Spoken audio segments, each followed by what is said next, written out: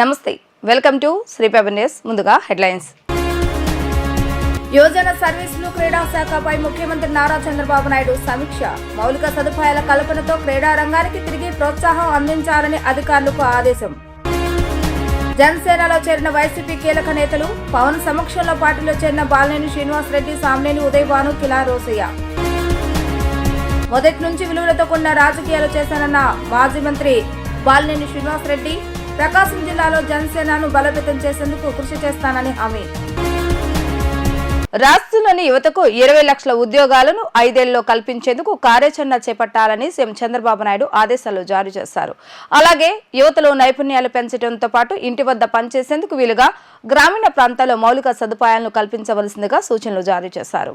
యువజన సర్వీసులు, క్రీడల నైపుణ్య అభివృద్ధి అంశాలపై సీఎం సమీక్ష నిర్వహించారు. 5 ఏళ్లలో 20 లక్షల ఉద్యోగ ఉపాధి అవకాశాలు కల్పిస్తామన్న ఎన్నికల హామీ నెరవేర్చే విధంగా ప్రణాళికలతో పనిచేయాలని ఆయన సూచించారు. నైపుణ్య శిక్షణ ద్వారా పరిశ్రమలకు అవసరమైన విధంగా మానవ వనరులు సమకూర్చాలని సూచించారు. మౌలిక సదుపాయ కల్పనతో క్రీడా రంగానికి తిరిగి ప్రోత్సాహం అందించాలని సీఎం ఆదేశించారు. గతంలో టీడీపీ హయాంలో కొంతమేర పూర్తయిన స్టేడియాలు, క్రీడా ప్రాంగణాలు, క్రీడా వికాస కేంద్రాల నిర్మాణాలు పూర్తి చేసి అందుబాటులోకి తేవాలని స్పష్టం చేశారు. గత ప్రభుత్వంలో నిలిచిపోయిన 35 క్రీడా వికాస కేంద్రాలు పూర్తి చేసేందుకు 23 కోట్లు మంజూరు చేస్తున్నట్లుగా తెలియజేశారు. అన్ని వర్గాల ప్రజలు క్రీడలు, వ్యాయామం వైపు మళ్లించవలసిన అవసరం ఉందని అన్నారు. గ్రామాల్లో కబడ్డీ, వాలీబాల్ లాంటి క్రీడలకు ఆట స్థలాలు అందుబాటులోకి తేవాల్సిన అవసరం ఉందని దానికి సంబంధించి ఆదేశాలు జారీ చేశారు. వైఎస్ఆర్సీపీకి నేతలు బాలినేని శ్రీనివాస్, సామినేని ఉదయ్ భాను, కిలా రోసేలు జనసేనలో చేరారు. వీరికి జనసేన అధ్యక్షుడు పవన్ కళ్యాణ్ కండువా కప్పి పార్టీలోకి ఆహ్వానించారు. నేతల వెంట వందలాది మంది కార్యకర్తలు జనసేన కార్యాలయానికి తరలివచ్చారు. ఇటీవల వైఎస్ఆర్సీపీకి రాజీనామా చేసిన 3 సీనియర్ నేతలు జనసేన పార్టీలో చేరారు. మంగళగిరి జనసేన కార్యాలయానికి వచ్చిన బాలినేని శ్రీనివాస్ రెడ్డి, సామినేని ఉదయ్ భాను, కిలా రోసేలకు ఆ పార్టీ అధ్యక్షుడు పవన్ కళ్యాణ్ సమక్షంలో పార్టీ కండువా కప్పి వారందరికీ పవన్ సాదరంగా పార్టీలోకి ఆహ్వానించారు. బాలినేని శ్రీనివాస్ రెడ్డి ఒంగోలు ఎమ్మెల్యేగా 5 సార్లు గెలిచి 2 సార్లు మంత్రిగా పనిచేశారు. 2019 ఎన్నికల్లో పొన్నూరు నియోజకవర్గం నుంచి కిలా రోసయ్య ఎమ్మెల్యేగా గెలుపొందారు. 2024 ఎన్నికల్లో గుంటూరు ఎంపీగా పోటీ చేసి ఓడిపోయారు. సామినేని ఉదయ్ భాను జగ్గేపేట నియోజకవర్గం నుంచి 3 సార్లు ఎమ్మెల్యేగా గెలిచి గత ప్రభుత్వంలో విప్గా పనిచేశారు. మొదటి నుంచి విలువలతో కూడిన రాజకీయాలు చేశారని బాలినేని శ్రీనివాస్ రెడ్డి అన్నారు. తాను జనసేనలోకి వెళ్లటం వల్ల ఒంగోలులో కూటమికి ఇబ్బంది రాదని, ఇటీవల చిన్న వివాదాలు వచ్చాయని అవన్నీ సర్దుకుంటాయని అన్నారు. ప్రకాశం జిల్లాలో జనసేనను బలోపేతం చేసేందుకు కృషి చేస్తానని ఆయన అన్నారు. పార్టీలో చేరిన అనంతరం బాలినేని మీడియాతో మాట్లాడుతూ కూటమి పార్టీ నేతలను కలుపుకొని ముందుకు పోతానని, తనపై జరుగుతున్న కొన్ని అసత్య ప్రచారాలు, చిన్న వివాదాలు సర్దుకుంటాయని చెప్పారు. ఇక నుంచి అధినేత పవన్ ఏది చెప్తే అది చేస్తా, ప్రకాశం జిల్లాలో జనసేనను ప్రజల్లోకి తీసుకువెళ్తా, టీడీపీ, బీజేపీ నేతలతో కలిసి పనిచేస్తానని ప్రకటించారు. వైసీపీ నేత జగన్మోహన్ రెడ్డికి తనలాంటి సీనియర్ నేతలంటే లెక్కే లేదని వ్యాఖ్యానించారు. ఆయన తీసుకున్న ఏకపక్ష నిర్ణయాలు మనసుకు కష్టం కలిగించాయని అన్నారు. గతంలో జగన్ మంత్రివర్గ విస్తరణలో అందరినీ మారుస్తానని చెప్పి తనలాంటి కొందరిని మార్చి అవమానించారని అన్నారు. ఈరోజు ఆంధ్రప్రదేశ్ జనసేన రాష్ట్ర అధ్యక్షులు మరియు ఆంధ్రప్రదేశ్ రాష్ట్ర ప్రభుత్వ ఉప ముఖ్యమంత్రి వర్యులు శ్రీ పవన్ కళ్యాణ్ గారి చేతుల మీదుగా నేను జనసేన పార్టీలో ఈరోజు చేరడం జరిగింది.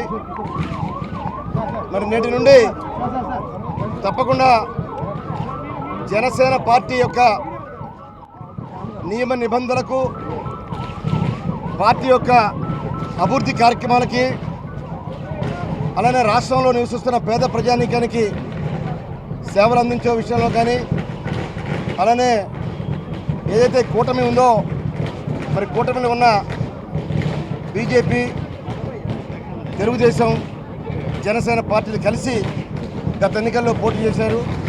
తప్పకుండా నేను కూడా కూటమితో పాటు పనిచేయడం కోసం మరి వైఎస్ఆర్ పార్టీలో రిజైన్ చేసి జనసేన పార్టీలో చేరడం జరిగింది. తప్పకుండా నేటి నుండి మరి పార్టీ అభివృద్ధి కోసం, ప్రజల సంక్షేమం కోసం, ప్రభుత్వం ఇచ్చే అభివృద్ధి కార్యక్రమాలు, సంక్షేమ కార్యక్రమాలని ప్రజల్లో తీసుకెళ్ళడానికి నా వంతు నేను తప్పకుండా కృషి చేస్తానని చెప్పి తెలియజేస్తున్నాను. ఎటువంటి కండిషన్స్ కానీ, ఎటువంటి కోరికలు కానీ లేకుండానే స్వచ్ఛందంగానే పార్టీలో చేరడం జరిగిందని చెప్పి తెలియజేస్తున్నాం. స్థానికంగా ఉన్న శ్రీరామ్ తాతల మీద 4 సార్లు పోటీ చేశారు. ప్రస్తుతం కూటమిలో ఉన్నారు. ఆయన కూడా ఎట్లా పనిచేస్తారు ఇప్పుడు మీ మధ్య? తప్పకుండా వివాదాలకి లేకుండా తప్పకుండా కలిసి పనిచేస్తామని చెప్పి తెలియజేస్తాం. గ్రామీణ ప్రాంతం నుండి కాంగ్రెస్ పార్టీని మరింత బలోపేతం చేసేందుకు అన్ని సన్నాహాలు జరుగుతున్నాయని సిడబ్ల్యూసీ సభ్యులు రఘువీరారెడ్డి చెప్పారు. రాబోయే రోజుల్లో కాంగ్రెస్ పార్టీని రాహుల్ గాంధీని ప్రధాని చేయటమే తమ ప్రధాన లక్ష్యమని పేర్కొన్నారు. ప్రత్యేక హోదా అంశంపై కాంగ్రెస్ పార్టీ రాజీలేని పోరాటం చేస్తుందని ఆయన అన్నారు. నగరంలోని ఒక ఫంక్షన్ హాల్లో ఆంధ్రప్రదేశ్ కాంగ్రెస్ నూతన కార్యవర్గ సమావేశాన్ని నిర్వహించారు. ఈ సమావేశానికి రాష్ట్ర జిల్లా నాయకత్వం పాల్గొన్నారు. ఏఐసిసి రాష్ట్ర వ్యవహారాల incharge Manik Thakur, Congress party senior నేతలు కేవీపీ గిడుగు రుద్రరాజు, శైలజానాథ్, జేడీ శీలం, తులసిరెడ్డితో పాటు కాంగ్రెస్ పార్టీ రాష్ట్ర అధ్యక్షులు షర్మిల పాల్గొన్నారు. ఈ సందర్భంగా రఘువీరారెడ్డి మాట్లాడుతూ షర్మిల నాయకత్వంలో రాష్ట్రంలో కాంగ్రెస్ పార్టీని మరింత పటిష్టం చేసేందుకు అందరం కలిసి పనిచేయడం జరుగుతుందన్నారు. ఈ ఏడాది చివరి నాటికి అన్ని కమిటీలు బలోపేతం చేయడం జరుగుతుందని చెప్పారు. జమిలీ ఎన్నికలు బీజేపీ సొంత ఎజెండా మాత్రమేనని, తన సొంత ఎజెండాను రాష్ట్రంపై రుద్దాలని ప్రయత్నిస్తుందని అన్నారు. మంచి ప్రభుత్వం పరిపాలన కావాలని ప్రజలు భావించారని, అందుకే కూటమి పార్టీలకు అఖండ విజయాన్ని కట్టబెట్టారని కిలా రోసే అన్నారు. రాష్ట్ర అభివృద్ధిలో భాగస్వామ్యం కావాలని నిర్ణయించామని, జనసేనను క్షేత్రస్థాయిలో బలోపేతం చేసేందుకు కృషి చేస్తామని స్పష్టం చేశారు. 5 ఏళ్ల పాటు ప్రజలు ఇబ్బంది పడ్డారని, అందుకే ఇలాంటి తీర్పు ఇచ్చారని అన్నారు. సనాతన ధర్మ పరిరక్షణ అందరి బాధ్యత అని పవన్ గుర్తు చేశారని అంటున్న మాజీ ఎమ్మెల్యే కిలా రోషేతో మా ప్రతినిధి Likhita face to face. Deputy CM అదేవిధంగా జనసేన అధినేత పవన్ కళ్యాణ్ సమక్షంలో ఇవాళ ఇటు జనసేన పార్టీ తీర్థం పుచ్చుకున్నారు. పొన్నూరు మాజీ ఎమ్మెల్యే కిలారు రోసయ్య ప్రస్తుతం మనతో కిలారు రోసయ్య ఉన్నారు. సార్ చెప్పండి, జనసేనలో జాయిన్ అవుతే ఎలా ఫీల్ అవుతున్నారు ఏంటి? చాలా సంతోషంగా ఉంది. ఎందుకంటే క్షేత్రస్థాయిలో అందరూ కూడా జనసేనకి రావాలని కోరుకుంటా ఉన్నారు. అందుకనే ఏదైతే ఎలక్షన్ రిజల్ట్ చూసామో, ప్రజానీకం ఒక డిమాండ్ చూసాం, ప్రజలందరూ కూడా జనసేనలోకి రావాలని కోరుకుంటా ఉన్నారు. వాళ్ళ యొక్క ఆవేదన, వేదన కూడా చూసాం కాబట్టి ఇవాళ జనసేన పార్టీలో చేరడం జరిగింది. అదేవిధంగా పెమ్మసాని, దుల్లిపాల నరేంద్రతో ఎలా కూటమితో ఎలా కలిసి పనిచేయబోతున్నారు? అంటే ఏమైనా పార్టీకి భరోసా, అంటే సార్ ఏమన్నా పదవికి భరోసా ఏమన్నా ఇచ్చారా ఏంటి? పార్టీ ఇక్కడ ఏదో పార్టీలో పదవి కోసం అయితే రాలేదు. ఇవాళ పార్టీ కోసం, పార్టీ క్షేత్రస్థాయిలో బలోపేతం చేయాలి, జనసేన ఇంకా ముందుకు రావాలి అనే ఉద్దేశంతోనే పార్టీలో చేరడం జరిగింది తప్ప ఏ ఒక్క పార్టీతో కాదు.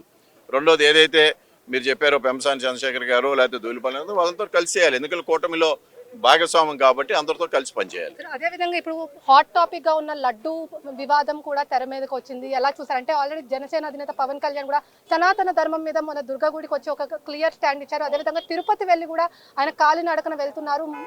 ఎలాంటి, అంటే దీనిపై మీ కామెంట్ ఏంటి? అంటే ఇటు వైసీపీ అధినేత జగన్ కూడా ఇప్పుడు చాలా సార్లు ఇదన్నీ కేవలం కుట్ర రాజకీయాలు చేస్తున్నారని చెప్పి కూడా చేస్తున్నారు. ఎలా చూస్తారు? ఇప్పుడు ఒకటమ్మా, ఏదైతే ఇవాళ సనాతన ధర్మం కోసం ప్రతి ఒక్కరు కూడా పాటుపడాలని జనసేన అధ్యక్షులు పవన్ కళ్యాణ్ గారు కోరుకుంటా ఉన్నారు. అందరం కూడా దీని మీద ఏదైతే జరిగిందో అది దాన్ని మరింతగా అలాంటిది మళ్ళీ రాబోయే రోజుల్లో జరగకూడదు.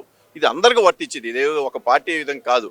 సో ఎవరు తప్పు చేశారో వాళ్ళ మీద ఒక ఇది జరుగుతోంది, ఎంక్వైరీ జరుగుతోంది. సో ఎంక్వైరీ జరిగిన తర్వాత దాని మీద జరిగింది. బట్ ఓవరాల్ గా సనాతన ధర్మం కాపాడాల్సిన బాధ్యత ప్రతి ఒక్కరి మీద ఉందనేది తెలియజేస్తాం. మొత్తం మీద చూసుకున్నట్లయితే జనసేన అధినేత అదేవిధంగా డిప్యూటీ సీఎం పవన్ కళ్యాణ్ సమక్షంలో ఇటు జనసేన పార్టీలో చేరటం చాలా సంతోషంగా ఉందని చెప్పి, అదేవిధంగా ఇటు ఏదైతే గుంటూరు జిల్లా నుంచి నేతలు ఉన్నారో దుల్లిపాల నరేంద్ర కానీ అదేవిధంగా పెమ్మసాని చంద్రశేఖర్ తో కూటమి సందర్భంగా కూడా కలిసి పనిచేయడానికి తాను సిద్ధంగా ఉన్నానని చెప్పి, జనసేన పార్టీలో తాను పదవి ఆశించి జాయిన్ అవ్వలేదని చెప్పి కూడా ఇక్కడ పొన్నూరు ఎమ్మెల్యే మాజీ ఎమ్మెల్యే చెప్తున్న పరిస్థితి. ఇక్కడున్న పరిస్థితి వీడియో జర్నలిస్ట్ అఖిల్తో లిఖిత, డిజిటల్ న్యూస్, జనసేన పార్టీ కార్యాలయం నుంచి. రాష్ట్రంలో తీర ప్రాంత అభివృద్ధి, పర్యావరణ రక్షణ అంశంలో ప్రభుత్వం నిబద్ధతతో పనిచేస్తుందని పురపాలక పట్టణాభివృద్ధి శాఖ మంత్రి పొంగనూరు నారాయణ అన్నారు. రాష్ట్రంలో తీర ప్రాంత అభివృద్ధి, పర్యావరణ పరిరక్షణకు ప్రభుత్వం తీసుకుంటున్న చర్యలు, ఎదురవుతున్న సవాళ్లను ఈ సదస్సు ద్వారా వివరించారు. నగరంలోని Indian institute of town planners తో కలిసి విజయవాడలోని school of planning and architecture లో 2 రోజుల పాటు కొనసాగే జాతీయ సదస్సు ఇప్పుడే ప్రారంభమైంది. Techno traditional Indian knowledge system for ఏకో సెన్సిటివ్ కోస్టల్ సెంటిమెంట్ ప్లానింగ్ అనే అంశం మీద ఈ సదస్సు జరుగుతుంది. ఈ సదస్సు ప్రారంభోత్సవ కార్యక్రమానికి ముఖ్య అతిథిగా రాష్ట్ర పురపాలక పట్టణాభివృద్ధి శాఖ మంత్రి పొంగనూరు నారాయణ హాజరయ్యారు. తీర ప్రాంతాల్లో నెలకొంటున్న వాతావరణ పరిస్థితులకు అనుగుణంగా తీసుకోవాల్సిన చర్యలపై ఈ సదస్సులో ప్రధానంగా చర్చించనున్నారు. దేశంలోని పలు ప్రాంతాల నుంచి నిపుణులైన ఆర్కిటెక్టులు, ఈ ప్లానర్లతో పాటు Vijayawada school of planning and architecture విద్యార్థులు ఈ సదస్సుకు హాజరయ్యారు. ప్రస్తుత వాతావరణ మార్పుల యుగంలో తీర ప్రాంతంలో అనేక సవాళ్లు ఎదురవుతున్నాయని అన్నారు. రాష్ట్రంలోని తీర ప్రాంతాల్లో 13 జిల్లాలతో పాటు 34.19 మిలియన్ల జనాభా కలిగిన విశాఖపట్నం, కాకినాడ, శ్రీకాకుళం వంటి అనేక ప్రధాన నగరాలు ఉన్నాయని చెప్పారు. ఆయా నగరాల ద్వారా విశాఖపట్నం చెన్నై పారిశ్రామిక corridor, Visakhapatnam Kakinada petroleum and petrochemicals investment region ఉన్నాయన్నారు.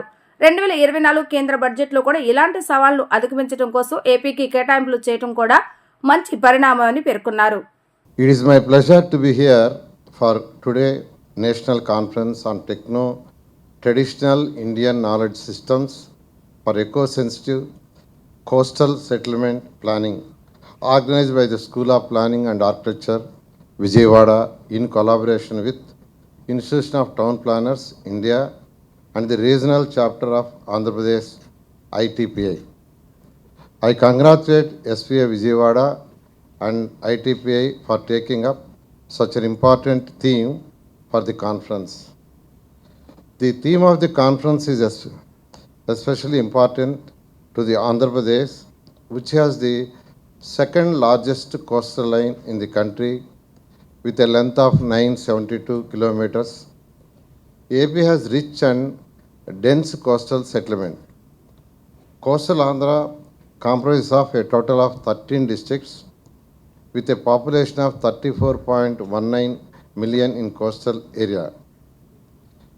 Several major cities such as Visakhapatnam, Kakinada, Srikakulam, as well as industrial corridors and Visakhapatnam Kakinada petrochemical corridor and important ports such as Visakhapatnam, Kakinada, Machilipatnam, Nakapalli, Krishnapatnam and Ramapatnam ports are all located on the coastal line, which are major drivers of economic growth for the state. On the other hand, the lengthy coastal line is highly sensitive area which needs to be protected from climate change, natural disaster and unregulated fishing activities and coastal erosion. A substantial portion of the coastal population are dependent on traditional livelihood like fishing and agriculture. They are at risk of climate change and natural disaster. The theme of the conference, which is linking eco-sensitive coastal planning and Indian knowledge systems, will help address these issues. The government of Andhra Pradesh has a strong commitment towards protection of environment of the coastal stretches and marine areas, as well as the livelihood security of fishermen and local communities living in these regions. The Union Budget 2024 is very supportive in this regard. I believe deliberations from the conference would bring much needed awareness and increase the depth of knowledge for not only experts and officials of the government, but also most importantly students who are future policy makers and planners. Jaggayyapeta నియోజకవర్గం నుంచి 3 సార్లు ఎమ్మెల్యేగా గెలిచి గత ప్రభుత్వంలో విప్గా పనిచేశారు సామినేని ఉదయభాను. ఎలాంటి షరతులు లేకుండా పార్టీలో చేరానని అన్నారు. కూటమి పార్టీల నేతలతో కలిసి పనిచేస్తానని తెలియజేశారు. జనసేనతో కలిసి నడవాలని నిర్ణయించుకున్నామని తెలిపారు. పవన్ సమక్షంలో పార్టీలో చేరడం సంతోషంగా ఉందంటున్న మాజీ ఎమ్మెల్యే సామినేని ఉదయభానుతో మా ప్రతినిధితో face to face. Deputy CM Pawan Kalyan సమక్షంలో జగ్గైపేట మాజీ ఎమ్మెల్యే సామినేని ఉదయభాను ఇప్పుడే కండువా కప్పి కూడా జనసేన అధినేత పవన్ కళ్యాణ్ కూడా ఆహ్వానించిన పరిస్థితి.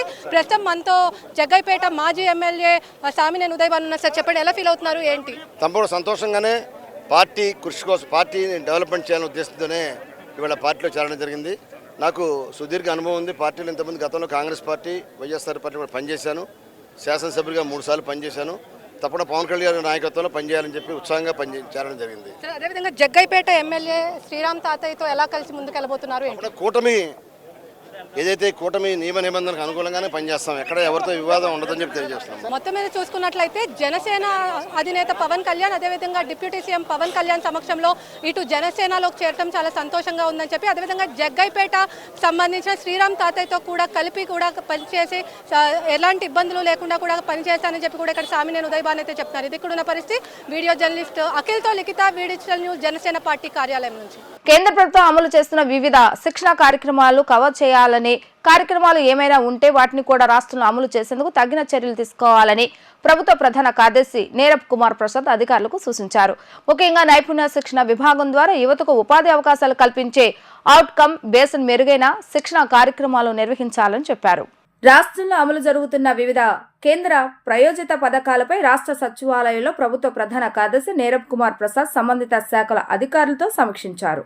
పంచాయతీరాజ్, గ్రామీణాభివృద్ధి, హోం, నైపుణ్యాభివృద్ధి, సాంఘిక, బీసీ, గిరిజన, మహిళా, శిశు సంక్షేమ, విభిన్న ప్రతిభావంతుల శాఖలతో పాటు గృహ నిర్మాణ, వ్యవసాయ, వైద్య, ఆరోగ్య, మత్స్య శాఖలకు సంబంధించి కేంద్ర రాష్ట్ర ప్రభుత్వాల సహకారంతో అమలు జరుగుతున్న వివిధ కేంద్ర ప్రయోజిత పథకాల అమలు తీరును, ఆయా పథకాల ప్రగతిని సీఎస్ సమీక్షించారు.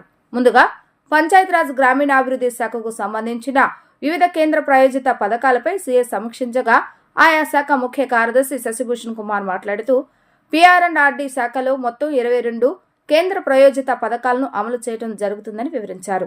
2023-24లో వివిధ కేంద్ర ప్రయోజిత పథకాల కింద 13,366 కోట్లను, 2024-2025లో ఇప్పటి వరకు 7,899 కోట్లను ఖర్చు చేయడం జరిగిందని తెలిపారు. 2024-25 సంవత్సరానికి గాను కేంద్ర ప్రభుత్వం వివిధ ప్రాయోజిత పథకాల అమలుకు కేంద్ర ప్రభుత్వం వాటాగా 8,340 కోట్ల రూపాయలు విడుదల చేస్తుందని చెప్పారు. పంచాయతీరాజ్, గ్రామీణాభివృద్ధి శాఖలో వివిధ కేంద్ర ప్రయోజిత పథకాల విజయవంతంగా అమలు జరుగుతున్నట్లుగా వివరించారు. రానున్న దసరా మహోత్సవాలను దృష్టిలో పెట్టుకుని వచ్చే భక్తుల రద్దీ సందర్భంగా ముందస్తుగా దుర్గగుడి ఈవో కెఎస్ రామారావు ఆలయ ఇంజనీరింగ్ అధికారులతో కలిసి రాక్ మిటిగేషన్ పనులను పరిశీలించారు. గత కొద్ది రోజుల కిందట ఘాట్ రోడ్డు మార్గంలో కిందకు ఒరిగిన కొండచర్య నిర్మాణ పనులు, నెట్టకట్టిన కొండచర్యల పరిస్థితిని పరిశీలించారు. రాక్ మిటిగేషన్ ఇప్పుడు కొండలరావు శ్రీ దుర్గామల్లేశ్వర స్వామివార్ల దేవస్థానం ఇంజనీరింగ్ అధికారులకు పలు సూచనలు చేశారు. ఈ సందర్భంగా ఆలయ ఈవో కెఎస్ రామారావు కొండలరావు చేసిన సూచనలను వెంటనే అమలు చేయాలని ఇంజనీరింగ్ సిబ్బందికి ఆదేశాలను జారీ చేశారు. వార్తలు ముగించే ముందు హెడ్లైన్స్ మరొకసారి. యువజన సర్వీసులు, క్రీడా శాఖపై ముఖ్యమంత్రి నారా చంద్రబాబు నాయుడు సమీక్ష. మౌలిక సదుపాయాల కల్పనతో క్రీడా రంగానికి తిరిగి ప్రోత్సాహం అందించాలని అధికారులకు ఆదేశం. జనసేనలో చేరిన వైసీపీ కీలక నేతలు. పవన్ సమక్షంలో పార్టీలో చేరిన బాలినేని శ్రీనివాసరెడ్డి, సామినేని ఉదయభాను, కిలా రోసయ్య. మొదటి నుంచి విలువలతో కూడిన రాజకీయాలు చేశానన్న మాజీ మంత్రి బాలినేని శ్రీనివాసరెడ్డి, ప్రకాశం జిల్లాలో జనసేనను బలోపేతం చేసేందుకు కృషి చేస్తానని హామీ. ఇవి ఈరోజు వార్తా విశేషాలు. మళ్ళా 3 ప్రసారమే వార్తలు మళ్ళీ కలుద్దాం. అంతవరకు సెలవు. నమస్కారం.